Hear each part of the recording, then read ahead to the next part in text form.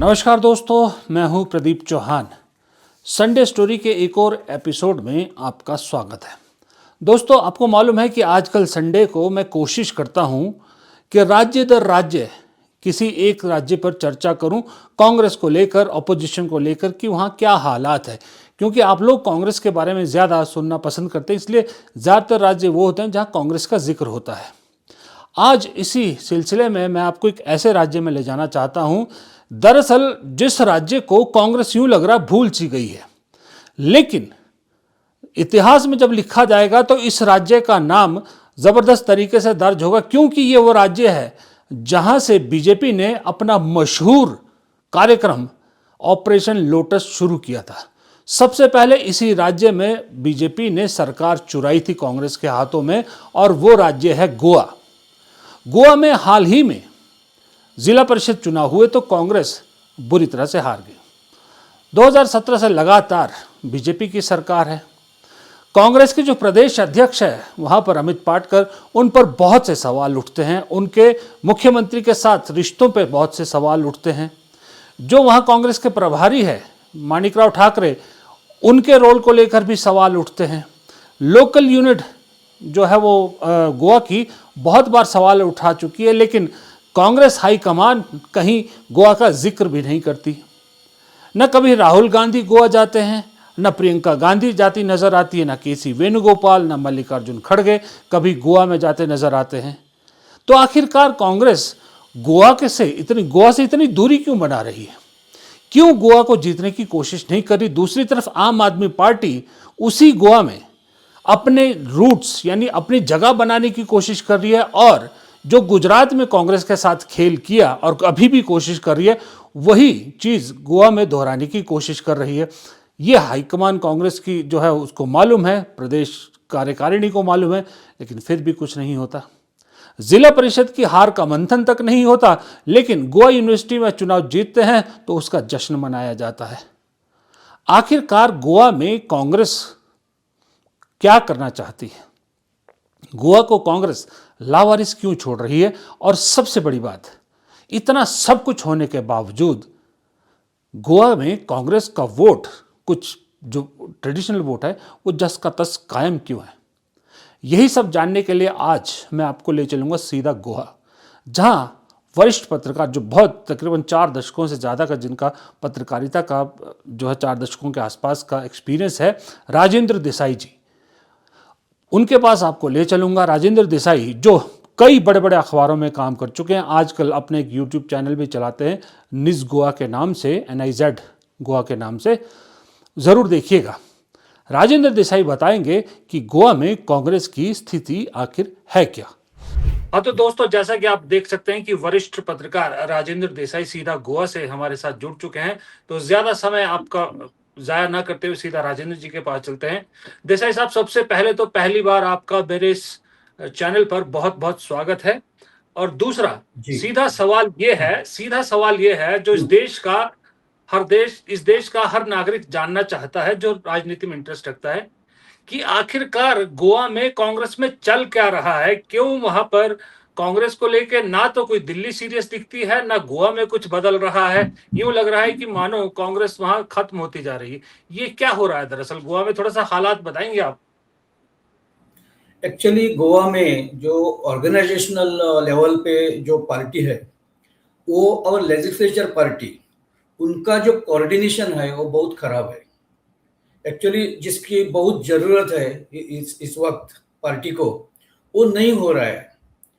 Organisational party यानी प्रदेश जो party है इधर संगठन का, उनको लगता है कि वो पार्टी आगे ले रहे हैं, और लेजिस्लेचर का ऐसा प्रॉब्लम है कि वो MLA है, वो लीडर ऑफ अपोजिशन है, बाकी जो पॉलिटिकल जो स्ट्रेटेजीज है वो सब जो फ्रंट इस पे वो लोग रहते हैं, फिर भी उनको डिसीजन लेने में बहुत प्रॉब्लम्स है, क्योंकि वो डिसीजन लेने का जो हक अधिकार है वो उनको नहीं है। अलायंस का भी यही हुआ था। अभी जो झड़पी इलेक्शन हुआ, तो झड़पी इलेक्शन में उसका पहला जो बैठा, उनको थोड़ा जो प्रॉब्लम हुआ वो उधर से स्टार्ट हुआ। वो जो कोऑर्डिनेशन का प्रॉब्लम शुरुआत से था, झड़पी में वो आखिर तक रहा और उसका कांग्रेस को उसका नुकसान भी हुआ। अगर वो कोऑर्डिनेशन उनका रहता तो अलायंस हो जाता गोवा में। बाकी जो दो पार्टियां हैं, गोवा फॉरवर्ड है और रेवोल्यूशनरी गोवंस है, जो अच्छा काम कर रहे हैं, उनके साथ अगर कांग्रेस जुड़ जाता तो कांग्रेस का ही ज्यादा फायदा होता। लेकिन वो उनका क्या प्रॉब्लम पता नहीं, दिल्ली से भी कोई कुछ करता नहीं। ठाकरे जी इधर आते हैं, उनके जो प्रभारी है गोवा के, वो मुंबई से इधर आते हैं, लेकिन क्या डिसीजन होता है, वो क्या डिसीजन लेते हैं, किसी को पता नहीं चलता। और लोग तो उनका पार्टी का एक बहुत अच्छी जो बात मैं आपको बताता हूँ, पार्टी के लीडर्स, पार्टी के एमएलए छोड़ के गए हैं कुछ लोग। पार्टी के लीडर्स भी सीरियस नहीं है, लेकिन जो मतदार है कांग्रेस के, जो ट्रेडिशनल वोटर्स है, वो अभी भी उनके साथ बहुत अच्छे से है। वो क्या बोलते हैं उसको, they are very dedicated to the party, ऐसा है। तो पार्टी और यानी लेजिस्लेचर पार्टी और जो ऑर्गेनाइजेशनल पार्टी यानी जो प्रदेश कांग्रेस है, उसका कोऑर्डिनेशन नहीं है, वो इधर का बहुत बड़ा प्रॉब्लम है। दूसरी बात ऐसी है कि जो लीडर्स है, फॉर एग्जांपल अभी Yuri Alemao being a MLA and being a leader of opposition, उनका काम बहुत अच्छा है। उनका जो कोऑर्डिनेशन है विद अदर पार्टीज, जो बाकी उनके अलाई पार्टनर्स जो होने वाले थे या जिनके साथ उनका अंडरस्टैंडिंग है, रेवोल्यूशनरी गोवंस और गोवा फॉरवर्ड, वो उनके साथ वो कंटिन्यूअस उनके टच में है। उनके साथ भी वो कुछ उन्होंने प्रचार भी किया। लेकिन ऑर्गेनाइजेशनल जो पार्टी है वो झड़पी में किधर भी दिखाई नहीं दी। और जब रिजल्ट आए तो पहली बार साउथ गोवा में, लास्ट टाइम उनको बहुत थोड़ा ये बैठा था, नुकसान हुआ था, लेकिन इस बार साउथ गोवा में 8 झड़पी आए उनके 25 से, और नॉर्थ गोवा में उनके 2 आए और एक गोवा फॉरवर्ड का, यानी ऑल टुगेदर 11। लेकिन क्रेडिट जब लेना था तो ऑर्गेनाइजेशनल पार्टी आगे आई। एक्चुअली वो जो एफर्ट्स थे, सबको मालूम है, वो यूरी अलेमाओ जो एलओपी है उनके एफर्ट्स है।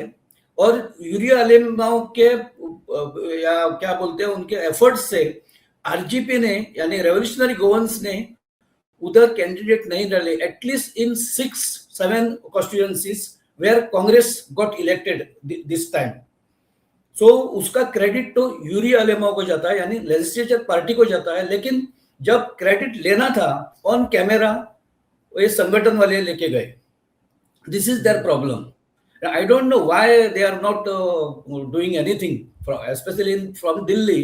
जी they are ji, not doing Desai साहब, एनीथिंग। देसाई साहब, आपने एक बात कही बीच में कि जो ट्रेडिशनल जी कांग्रेस का वोटर है वो अभी भी कांग्रेस के साथ खड़ा है।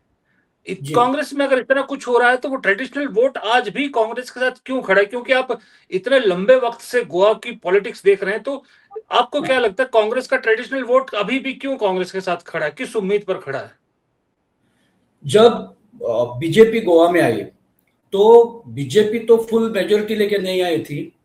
2000 में पहली बार मनोहर पर्रिकर इधर के मुख्यमंत्री बने, तो उनके साथ just there were 10 MLAs of BJP. बाकी लोगों को इधर उधर से वो करके वो गवर्नमेंट किया था। तो बाद में ग्रेजुअली वो पार्टी बढ़ते गई। लेकिन कांग्रेस का जो इधर का 80 से प्रताप सिंह राणे ने फर्स्ट टाइम इधर गवर्नमेंट कांग्रेस का फॉर्म किया। उसके बाद 10 बरस प्रताप सिंह राणे इधर चीफ मिनिस्टर थे। उसके बाद भी दिगंबर कामत ने 5 बरस इधर गवर्नमेंट चलाया, यानी 2007 टू 2012। तो ऐसा लॉन्ग ट्रेडिशन है। और उनके जो कार्यकर्ता है तो वो आइडियोलॉजी से जुड़े हुए हैं, यानी उनके इवन उनके वोटर्स जो है वो पक्के उनके हैं। वो कुछ भी हुआ ना, फॉर एग्जांपल मैं बताता हूँ आपको, Panjim constituency where Manohar Parrikar was contesting election, यानी 5-6 बार वो इधर से ही जीत के आए थे। लेकिन हर बार इतने कैरिस्मेटिक लीडर होते हुए भी इधर कांग्रेस को 4,000 उनका फिक्स 4-4,500 जो वोट्स था कांग्रेस का, वो इंटैक्ट था उस समय में भी। तो आइडियोलॉजिकली वो जो वोटर्स है वो कांग्रेस के साथ है। जो ट्रेडिशन है कांग्रेस का, यानी सबको साथ लेके जाने का, उनका बाकी जो क्या बोलते हैं वो थोड़ा सब लोगों को उनको आप आपके साथ लेने का साथ उनका लेने जो का। ये है ना। हाँ, तो लोगों को वो अच्छा लगता है। और बाकी तो गोवा के लोग, उनका एक्सपेक्टेशन वैसा ज्यादा नहीं है जैसे बाकी लोगों का। अभी अभी थोड़ा बढ़ रहा है क्योंकि इन्फ्लक्स इतना है। उनको थोड़ा सा ये उनके हैबिट है, वो लेते हैं पैसा भी उनको दिया तो वोट्स लेना उनको इजी पड़ता है। लेकिन कांग्रेस गोवा के जो ओरिजिनल वोटर्स है वो पैसों के लिए वोटिंग ज्यादा नहीं करते। वो इधर का ट्रेडिशन है। देसाई साहब एक चीज बताइए, जिला हाँ परिषद के चुनाव में कांग्रेस हारती है, जी लेकिन उसके बाद गोवा यूनिवर्सिटी में एनएसयू स्टूडेंट विंग चुनाव जीतती है, तो जी कांग्रेस उसको सेलिब्रेट करती है, जिला परिषद के चुनाव की हार का मंथन तक नहीं करती। तो ऐसे हाँ, में कब तक ये लोग जो ट्रेडिशनल वोट भी है, ये कब तक टिका रहेगा ऐसे कांग्रेस के साथ? वही प्रॉब्लम है। इसलिए अभी एक शुरू हुआ था कि रेवोल्यूशनरी गोवंस ने थोड़ा सा उनको जो चंक है उनका वो पुल करना शुरू किया था। दूसरी बाजू में थोड़ा सा इधर आपने एफर्ट्स डाले थे, लेकिन आपके पास उनके ट्रेडिशनल वोटर्स जाके नहीं कांग्रेस के। ये आपका प्रॉब्लम है इधर। तो अगर इसी अवस्था में अगर कंटिन्यू हुआ रहा तो कांग्रेस को लॉन्ग टर्म कांग्रेस डेसिमिनेट होते जाएगी। और आपने जो यूनिवर्सिटी की बात बताई, तो यूनिवर्सिटी में जो यंग जो क्राउड है, अभी यंग जो वोटर है, वो थोड़ा सा अभी उसको वो नैरेटिव से नहीं जाता। वो देखता है, वो पढ़ता है, वो सुनता है, वो कुछ इंसिडेंट्स जो हो रहे हैं देश में वो देखता है, और उस हिसाब से वो अपना आइडियोलॉजी बनाता है। तो गोवा यूनिवर्सिटी का जो इलेक्शन था, तो वो कांग्रेस और गोवा फॉरवर्ड दोनों ने मिलके ये जीत हासिल की है। जी, ऐसा तो ऐसा देसाई साहब, है। जी देसाई हाँ साहब एक जी चीज बताइए, हाँ फिर इस सारी कड़ी में where is the loose connection? प्रदेश अध्यक्ष एक लूज कनेक्शन है, प्रदेश जी प्रभारी लूज कनेक्शन है, जी, या दिल्ली में बैठी हाईकमान लूज कनेक्शन है? तीनों भी लूज कनेक्शन है। जो आपने पहला नाम लिया, जो प्रदेश अध्यक्ष है, वो होता ऐसा है। गोवा का जो थोड़ा सा सोशल जो फैब्रिक है या सोशल सेटअप है, उसमें थोड़ा थोड़ा कास्ट का भी उसमें थोड़ा ये रहता है, कंटेंट रहता है। तो बीजेपी के पास जो अध्यक्ष है इधर का प्रदेश अध्यक्ष, वो भंडारी कम्युनिटी का है, जो गोवा की सबसे बड़ी कम्युनिटी है। तो नंबर वाइज कांग्रेस में कांग्रेस का जो गोवा अध्यक्ष है वो हाई कास्ट यानी सारस्वत है। तो कांग्रेस को पता नहीं चलता कि बाबा अगर क्या बोलते हैं पॉलिटिक्स करना है तो थोड़ा सा वो बहुजन समाजवादी जो थोड़ा गोवा का ट्रेडिशन है पॉलिटिक्स का, वो लेके जाना पड़ेगा। वो हाई कास्ट और ये मैं कोई जाति का ये नहीं करता, लेकिन गोवा में जो रियलिटी है वो रियलिटी कांग्रेस के वो जो लीडर्स है दिल्ली में बैठे हैं, यानी या ठाकरे जी है, उनको पता नहीं क्यों चलता, मुझे मालूम नहीं है। अगर उनको काउंटर करना है तो ओबीसी का ही कोई वो पकड़ना पड़ेगा और उसको आगे करना पड़ेगा। वो तो देसाई जी, हाँ जी जी देसाई साहब, अगला जो विधानसभा चुनाव है गोवा का, मैं भूल रहा हूँ कौन हाँ से सन में है, हाँ 27 में है, 2027 में है। 27 में, हाँ। जी तो अब जी 27 तो ऑलमोस्ट सामने आ चुका है। तो ऐसे हाँ में अगर कांग्रेस का ये हाल है अभी वहां पर, हाँ तो फिर जी आम आदमी पार्टी के लिए रास्ता बनता है। आम आदमी पार्टी क्या यही अपॉर्चुनिटी देख रही है कि जैसे गुजरात में कांग्रेस की कीमत पर वो अपना रास्ता बना रही है, गोवा में भी उसी रास्ते पर आम आदमी पार्टी कोशिश कर रही है? आम आदमी को लगता है कि अगर कांग्रेस डिसेमिनेट होता है तो उसकी जो जगह है वो उनको मिलेगी। गोवा में ऐसा नहीं होता। अगर लोकल पार्टी रहती तो कुछ बन सकता था, लेकिन आपको आज भी लोग लोकल पार्टी नहीं मानते। आपके जो लीडर्स हैं वो कंटिन्यूअस चेंज होते रहते हैं। अभी जेडपी के बाद उन्होंने अपना अध्यक्ष चेंज किया। जो एडवोकेट अमित पालेकर था अध्यक्ष, उसको निकाल दिया उन्होंने। कुछ रीजन उनको मालूम है। ऐसा बताया जाता है कि उसको अलायंस चाहिए था, उसको जो ग्राउंड रियलिटी है वो अमित पालेकर को मालूम थी। तो Amit Palekar was insisting for alliance, grand alliance, यानी यूनाइटेड अलायंस। लेकिन वो लोग मानते नहीं थे। उनको लगता है कि अगर अलायंस नहीं हुआ तो कांग्रेस खत्म हो जाएगा और लोग हमारे पास आए जाएंगे। ये नैरेटिव्स जो है ना वो बहुत रॉन्गली उन्होंने लिया है और वो रॉन्गली उसका प्रैक्टिस करते हैं। अगर ऐसा कंटिन्यू रहा, अगर अभी अलायंस अगर होता भी है ऑपोजिशन का, तो कांग्रेस, रेवोल्यूशनरी गोवंस और गोवा फॉरवर्ड का होगा। इसमें आम आदमी पार्टी नहीं है। अगर ये तीन का अलायंस होता है अगेंस्ट बीजेपी, तो आम आदमी पार्टी गोवा में उसके बाद नहीं रहेगा। ये मैं आपको गारंटी के साथ कह सकता हूँ, क्योंकि बट जी देसाई साहब, after looking at your experience, आप इतने टाइम से गोवा की एक एक नब्ज को पहचानते हैं, उसको देखते हुए इस वक्त जो गोवा में कांग्रेस की स्थिति है, खास करके कांग्रेस का कोई बड़ा चेहरा, देखिए गोवा से बाहर हमें नहीं मालूम गोवा में कौन कांग्रेस के पास बड़ा चेहरा है, कोई नहीं जानता। ऊपर से न राहुल गांधी गोवा आते हैं, न प्रियंका गांधी आते हैं, न मल्लिकार्जुन खड़गे आते हैं, न केसी वेणुगोपाल आते हैं जी। आपका एक्सपीरियंस क्या कहता है, क्यों कांग्रेस हाईकमान ने गोवा को ऐसे अनाथ जैसा छोड़ दिया है? एक्चुअली गोवा को बड़े लीडर की कोई जरूरत नहीं कांग्रेस के लिए। कांग्रेस ने अपना अगर ऑर्गेनाइजेशन अगर एक जगह पे डाल दिया और थोड़ा सा जो उनका काम का जो तरीका है वो, और एक जनरल पब्लिक को जो ये करने वाला, कनेक्ट करने वाला जो उनका ये है, अगर वो थोड़ा सुधर जाता है ना, तो बड़े लीडर की भी जरूरत नहीं है। क्योंकि गांव में लोग अपनी अपनी जगह है, सिर्फ उनके तक उनसे तक पहुंचने की जरूरत है। वो कांग्रेस नहीं पहुंच रही है। उनको अबंडन रखा है, अबंडन किया है, उनको छोड़ दिया है कांग्रेस ने। और इसे फिर भी वो लोग जब इलेक्शन आता है तो वो वोटिंग करते हैं कांग्रेस के लिए। तो अगर ये स्थिति अगर सुधारना है तो थोड़ा सा लीडरशिप चेंज की, ये तो अभी it's a need of time. I am telling you, this is need of time. Leadership change होनी चाहिए। वो क्यों नहीं करते पता नहीं चलता।